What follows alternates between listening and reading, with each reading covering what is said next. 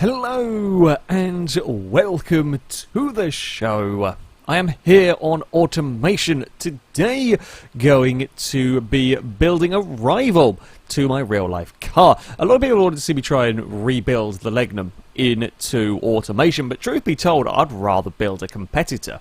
I'd rather build something to try and take on not just the VR-4 Legnum, but also the Turbo Legacies, the Nissan Stagia, for example. I kind of have more fun building my own alternative rival car than trying to replicate something. So that's what we're going to do. I've set the year to 98, that is the year of my car, and we're going to try and build a kind of sports estate car, if you like. There are going to be a few sort of goals that I'm going to aim to get to. I think we're going to go for this model of... I don't like this body style. I don't like working with the front of that. It's a bit awkward. So I think we're going to go with this sort of body style for the vehicle. So my goal is we must have around, if not a bit more, than 300 horsepower. We must do more than 20 miles a gallon. I mean, these kind of big sports estate cars, they're not notorious for good economy, but I am going to try and keep it above 20 miles a gallon, and of course it must be a sensible road car and not cost a complete and utter fortune. So, here we go. We are going to, now, panel material. We're probably going to want some corrosion resistant steel. I don't think aluminium's I don't know how it does actually give us a price sort of a thing. I don't think it would be partial aluminium. Of course, we're not. It's got to be mass produced. It's not going to be a limited production sort of thing. It's got to be a mass produced vehicle. We will go with, let's go with a monocoque chassis on this, and then chassis material. I guess we could save a little bit of weight if we go. It's a little bit more expensive perhaps, but we can save some weight if we go AHS steel, because it's not going to be carbon fibre. We're not going to have a carbon fibre, so there we go. Engine, front longitudinal, naturally. Suspension-wise, well, we want it to be sporty at the end of the day. We want the car to have some sporty characteristics. While that might hamper kind of load capacity a little bit, we are going to be on the sports suspension, although it's not going to be push rod. It's not going to be push rod suspension on multi-link, so I think we'll go double wishbone all round.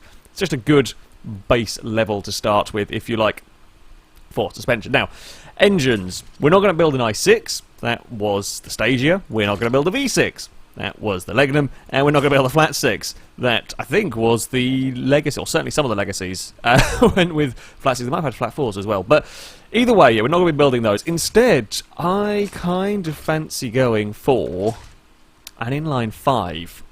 Kind of fancy building another one of these. Oh, also, I did forget to say at the start, I am not going to go above a 3-litre engine. That's keeping roughly within the size of the competition. The Legnum's 2.5, the Stagia was 2.6, and I think the Legacy's got up to 3 litres. Certainly the model one's got up to 3 litres. I think the older ones might have been 2 litre. But we're going to go 3 litre as a kind of a maximum size of the engine. I think we will go with an aluminium engine. It's lighter, it's a slight bit more expensive, but it's going to be a better engine in general. We're actually going to go for a fairly evenly balanced engine. I want to get some torque out of the car. I don't want to just go, like, I could build a crazy high RPM 3 litre, but I think we're going to try and get some torque out of the car. After all, you know, we're going to want this is a big estate car. We're going to want it to be useful as a big estate car. I think we might as well go with dual overhead cams. Just better in general, really. It's going to be a little bit more expensive, a little bit more engineering time. However, overall, I think that is just the better option. Again, we'll go with full aluminium engine. Shouldn't be too heavy, which, you know, one thing, we've got to get economy out of the engine, of course, but we've also got to try and keep the weight down. Especially a big estate car, it's quite easy to get carried away and have a lot of weight. We're probably going to want forged, because it's going to be a decent power engine. It's probably going to do a decent amount of RPM. It's not going to be crazy RPM. Don't know whether we're going to need lightweight forged or heavy duty forged. We'll go lightweight now, but we can change all of this if needed. We'll go forged pistons as well. You know, in terms of trying to keep the price down, we're not going to really go too mad with the quality sliders if we can. I say if we can avoid it, we won't need to. Not getting 300 horsepower out of this, or 300 plus horsepower out of this engine. We will go for a turbocharger on here. We will get a turbo on the vehicle. Again, I'm not going to try and make it silly turbo lag. We're going to try and have a nice, accessible, usable power band. we might as well go for some good stuff here. It is, as I said, it's going to be a road car, so we're not going to go for full race parts. There we go.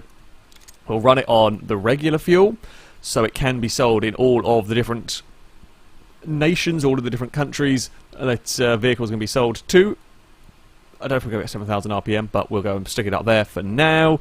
Exhaust, we'll just whack that up. We will go and fiddle around with it and change it. Now, catalytic converter, we are going to be needing one of these. As I said, it's going to be a road car.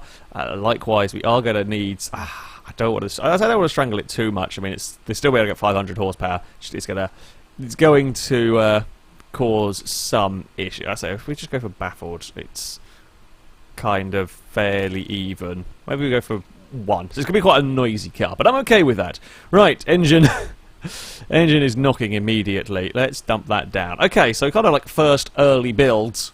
I mean, that we're talking about similar figures to the Legnum itself. That was 280. Well, I say it's 280. That was the Japanese gentleman's agreement on power. They were mostly, well, possibly producing a bit more. Anyway, things to keep an eye on here. Fuel efficiency value.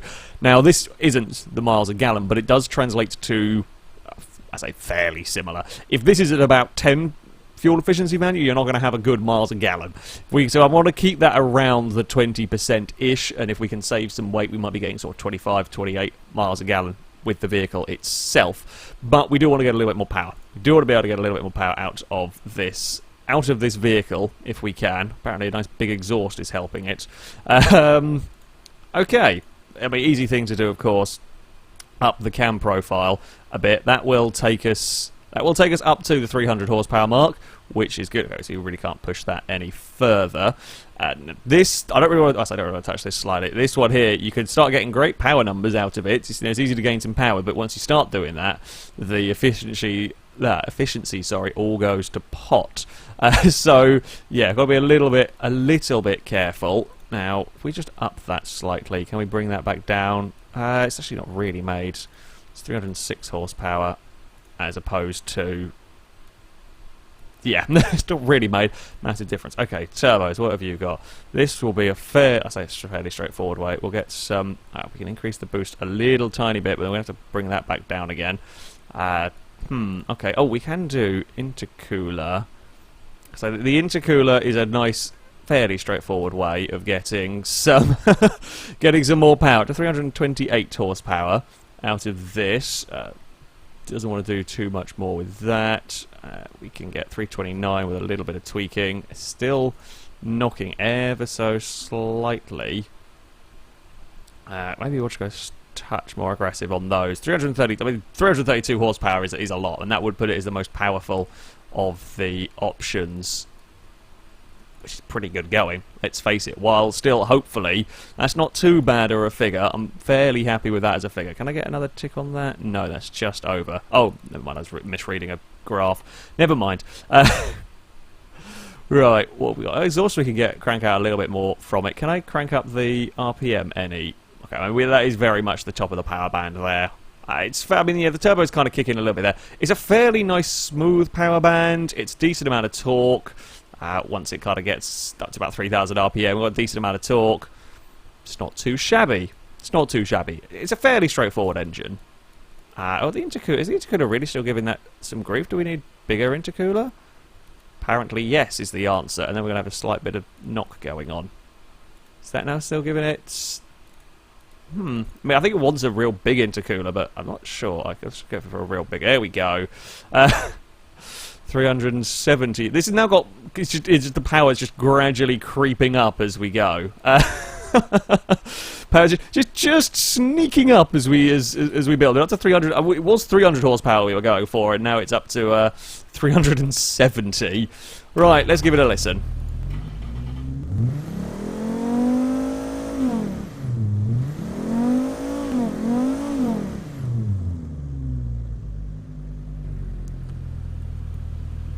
I mean, it's certainly not a bad sounding engine. I did just notice though, ever so slightly the exhaust. I mean, the exhaust is huge. Kind of surprised to see that as well, kind of letting us get away with having so much giving us so much gain with just a massive, massive exhaust. Either way, yeah, that's okay. I'm happy enough with the with the engine in that. That is going to be plentiful in terms of the power department. Now, I did try and make a grey paint at some point. I had some issues getting this to import into... shall we go with a nice bright green? Yes. You know what? We're going for some different colours today. We're going for some different colours. We'll go for a lovely neon-y green on our on our vehicle. Perfect. Now, what are we going to do with the front of the car? Will these work? I've always wanted to try and make these work on a car. They kind of worked on the minivan I made. Never really sure about these. They will work on some cars. I just don't think it works on these sort of bubbly cars. Can we? Okay, I'll have to move those a little bit to get them to sit nicelier. Nicelier? That was terrible English. Better, nicer. I could have gone with either. I ended up making a weird combination of everything. I could... Just wondering if we went for a teeny tiny little grill in the middle here. I know that's not a teeny tiny little grill right there. Would it look better? I mean, we can hide it behind the lights. We can go for... Just not sure on those lights on this car. I just don't think they work.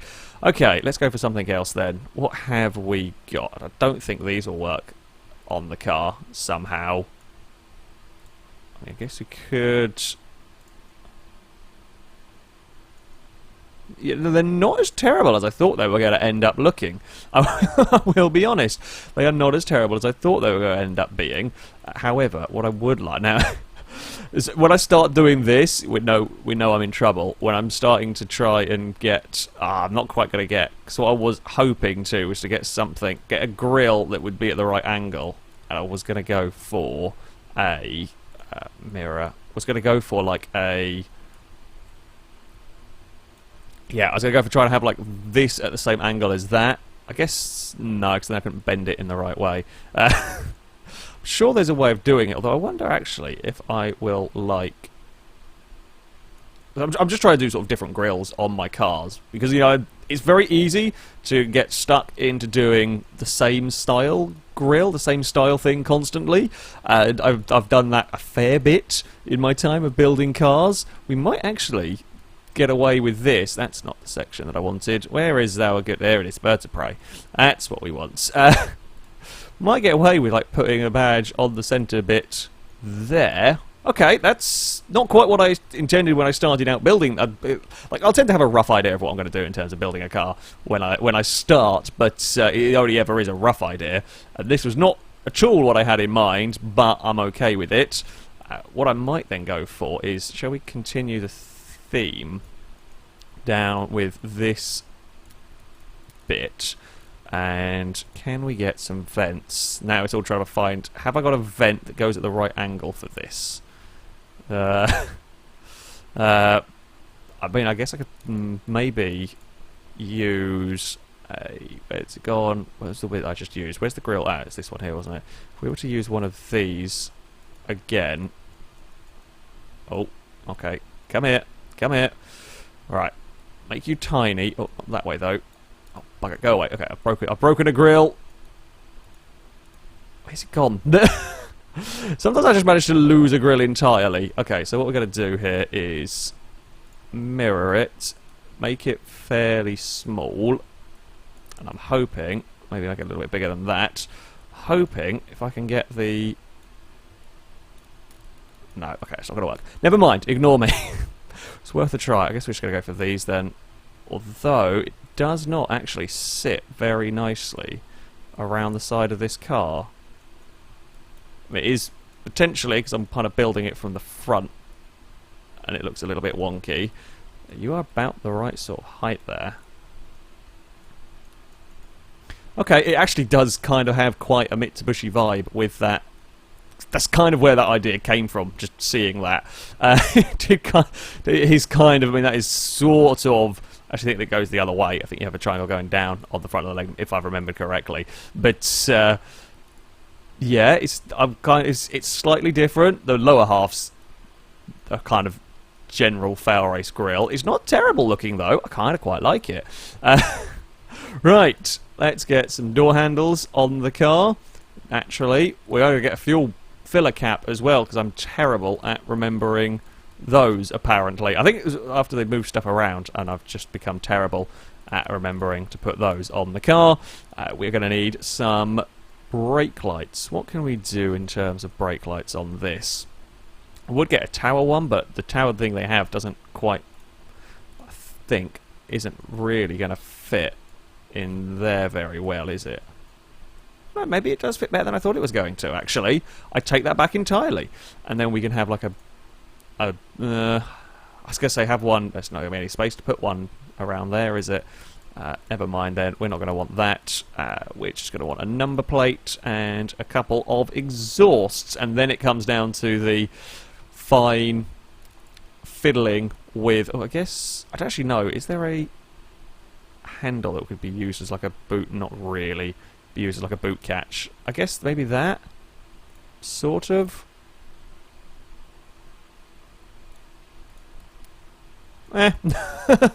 It'll do. Then we'll get some exhausts, of course. We will go for... We'll go with two. We'll go with two exhausts. Very, very high up exhaust, apparently. Come down. There we go. They'll inevitably fall off when we go drive this car on beam, because that's all exhausts ever seem to do, but there we have it. And we have not got an aerial on the top of the car. Shall we give it a shark fin? Sure, I mean, it's probably a bit modern for it, but never mind. Shark fin on the top. And wing mirrors. Final bit, final important bit of the car. We'll go with those. They will look the part. They'll need to be a little bit bigger. Just a smidge, though, not too terribly large. There we have it. Okay. Actually, yeah, don't dislike this car at all. It's not quite turned, as I said, not quite turned out the rough idea I had in my head, but sometimes that's for the better. Sometimes that's much for the worse. But in this instance, it's different. Or different enough, anyway. Cool. Right. Gearbox, or driveline, I guess we should say. It is going to be all-wheel drive, in keeping with its rivals. We're going to go with a manual box, rather than kind of advanced automatics, as quite a lot of them actually came with. I don't know if the advanced automatic would be, well, like semi-automatic, whether it's just smarter automatic. Not sure, but we're going to go with that. We will go with a 5-speed gearbox. It reckons it can top out at 175 miles an hour. So this is going to give it quite long gear ratios. But I'm kind of curious. I mean, it would make it the fastest of the super estates if it can do it. So let's give it a try. We'll give it a limited slip diff for increased drivability and sportiness. Tyres, I mean, we're going to want some... Should we go for some comfort? Let's go for medium compound tyres. We're going to want some pretty decent... Let's go with some decent sized tyres. I think my Legnum actually is on 225s. It might be slightly bigger. Maybe we'll go 235s and 245s. Sure, it is all-wheel drive, but we're going to want it to tend to understeer, if anything. We might just go stick those out a little bit because of the big flared wheel arches. We'll go with some nice alloy wheels. Oh, I forgot to change the wheels as well, didn't we? And... is there going to be a different set of wheels that I actually like the look of on this car, or will we go for the patented FailRace usual ones? I suspect we'll go for the patented FailRace usual ones, aren't we? Again. Probably, because I'm still not liking any of these. We'll go for... No, we won't go for some... yeah, I mean...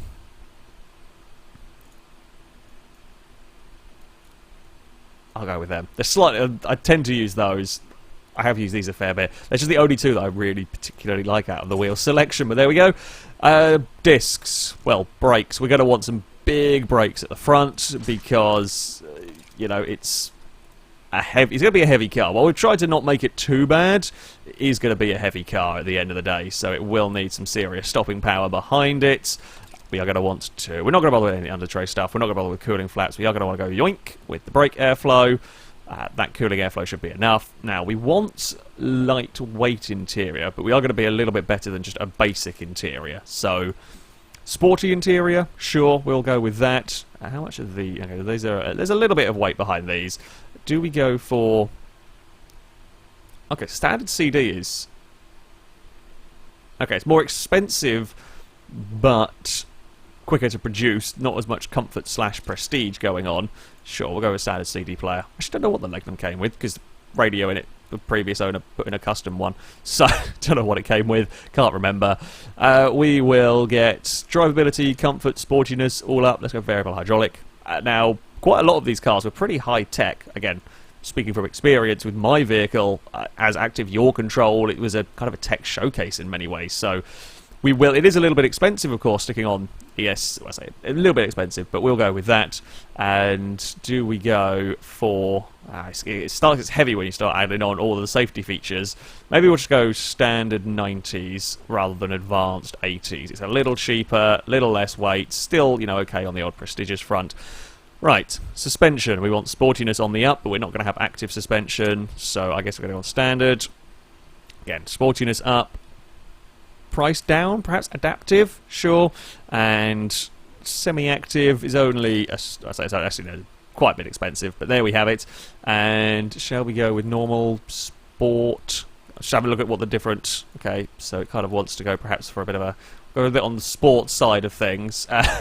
Roll angle is always going to be perhaps, let's say, a little bit higher with the sort of vehicle that we have got. We're make the sportiness, I mean, to be fair, like looking at the kind of category that we are sat in here, it is, maybe that's going to probably put the tyre servicing costs through the roof if we're a little too aggressive with that. I had at one point knowing what I was doing with suspension. I have long since forgotten what the hell I was doing. I think this is making sort of drivability and comfort perhaps a little bit more on the, it was more comfortable going the other way. That's the sportiness, drivability. Okay, so let's take the drivability away a little bit. Let's just figure out. I think, I can't remember which way around the graph's supposed to go. I can't remember if the blue line's supposed to be in front or behind it. Which way around it's quite supposed to go. It actually kind of smooths itself out all right. It is family sport premium, I guess, is sort of the market that it is aiming for. At the end of the day, fun, premium, sport, kind of a little bit of a muscle car. Oh wow, look at that! It's almost 30 miles a gallon. It's about the most efficient vehicle I've ever built. That is about the most efficient vehicle I have ever built on this car. Well, not quite. I have built some like little very, very lightweight sports cars. I have managed to get better efficiency on. But for a big estate car, that's actually not too shabby, and that is better than my real life car. That is definitely better than my real life car. Weight has come out about what I wanted it. I'll say what I wanted it, what I expected it. That's, again, equivalent of my actual Legnum. Let's go to the test track. What does it reckon? So top speed, 168 miles an hour. Can't quite crack the 170. Still not too bad, and that's still pretty damn fast. 0 to 60 time, 5.3 seconds. Now, I mean, that's in 98. That's scaring a lot of sports cars. Maybe not quite the full-on supercars, but your sports cars. That's terrifying them right there. So it's figure-wise, numbers-wise, that's right in the ballpark. I think the Legnum, the Stagia, the Legacies, they were all around 6.5 seconds to 60 or to 100 kilometers an hour. This is doing it in 5. This is a whole second quicker than them. Load capacity, I don't know how great that is. It's because we built the car to be a bit sporty, just while being a bit bigger. Okay. Our estate car is done. Apparently it is so pretty, we have lost sight of it. It's just gone. It has ascended. Well, we're going to go and test it around on Beam and see if it's actually any good to drive. So, here we have got our estate car. I've called it the Osprey. It is going to be the FRI Osprey. We've come to the Cliff Roads map, a rather cool mod for Beam, where we're going to go give it a drive. Now, it's not going to have supercar performance. It's not designed to, at the end of the day. It is designed to be a quick but still, usable everyday estate car. Some sliding going on from it already. So, yeah, I mean, it's not going to handle like the supercars. I've also got to be careful I don't get my expectations skewed, having driven so many insane grip cars around the autocross course of late. What are we like in terms of speed? It's going to get up to 70 without too much trouble. How do we do slowing down? So this is with all of the electronical assist aids and so on working overtime by the looks of it, judging by the flashing lights everywhere, to keep the car in check. So yeah, it's not bad to drive. It's not bad at all to drive. As I said, it is bigger, it is heavier than, I guess, the normal sort. I'll say the normal sort of cars. Either I build big heavy cars with insane engines, or I build very small, very light cars. So this is kind of much more of a normal road-going vehicle, if you like, a much more usual everyday car. It's pretty good on the old handling front. It's pretty responsive. The brakes are doing well. It's a ton and a half of a state car that it's got to try and get slowed down, and they're doing a good job at getting it slowed down. Before we continue, let's just go and turn off that ESC. Let's now see what the vehicle handles like. Is it going to be a big, leery bugger of a car? I wouldn't expect so, considering it is all-wheel drive. I'd be very surprised if it suddenly became a big, leery lout of a vehicle. Yeah, it doesn't particularly look like that is going to be the case. You could probably excite it into oversteer if you're a real muppet. Certainly we could excite it into oversteer with a little bit of the old handbrake, but I think it's too well a behaved car in general for any of that. Oh no, we're about to have a crash. It's the first crash test of the Osprey. It's oh, we've bent the rear a bit, haven't we? Oh, that's a funny angle for a wheel. That is not the normal angle that a wheel should go at. Shall we see what it's like off-road? I mean, there's a dirt track there. Ground clearance-wise, it's probably... yeah, it's better than the Legnum. It's better than my car. Probably better than... well, certainly some of the Legacies I have seen. Of course, there are... is it Legacy Outback? If I remember correctly, is that the off-road version of the car? This has suddenly got a lot steeper than I was expecting. Oh, crap. I'm not stopping. That's a very, very steep cliff. Unintended crash test incoming. Still bouncing. Still bouncing. Still bouncing. I will be honest, I don't think the Legnum would be working if I'd just done that to it. We've really restyled this now, certainly, especially at the back. We've kind of made it, well, we've almost made a complete flat back out of it. Not quite though. Yeah, I mean, I like it. It's a nice driving car. It's as I said, a much more sensible vehicle than I am used to. It's not quite got that same, insane shock factor in terms of the power, but that's because we've not put 1,000 horsepower in a people carrier and made it all-wheel drive this time around. It is a more sensible, manageable engine, and if you want to mess around when you get into the docks, it is perfectly happy to do that. That was not a drive-throughable part as I had hoped it would be. Sorry, car. Now restyled the front. I mean, I would actually kind of quite like it if we could get a perfectly flat, because the front end of this does stick out slightly and I can't morph the body back. I think I kind of actually preferred the solid flat front. Not great for aerodynamics, no, but I think it looked better. Yeah, I'm quite happy with it, as it turned out. Would I have this over the Legnum? Well, I think the Legnum's a better looking car. This is probably the faster of the two. The Legnum probably the better looking car, though. I don't know. I don't know is the answer. It would be fun to have an actual Legnum mod. It would be fun to have an actual Legnum in anything other than Gran Turismo, I'll be honest, to compare it to see what it'd be like. Because yeah, of course that's not something that you could ever test in this. But I'm pretty pleased with this. It's certainly a rival. It's certainly an option. It is more powerful. It is quicker. Perhaps not quite as good looking, but it is certainly a very, very accomplished kind of everyday sort of a car. So I think I hit the goal, I hit the targets. Hell, it's better fuel economy than most of the big powerful estates with more power and more speed. So what more could you want? What more could you want? That though is going to be it for this video. I will stick a link to this map mod if you want to try it out yourself. It's actually a really cool map, a good one for testing cars with some fairly extreme hill climbing stuff. Yeah, that'll be it from me. Thank you very much for watching, and until next time, goodbye.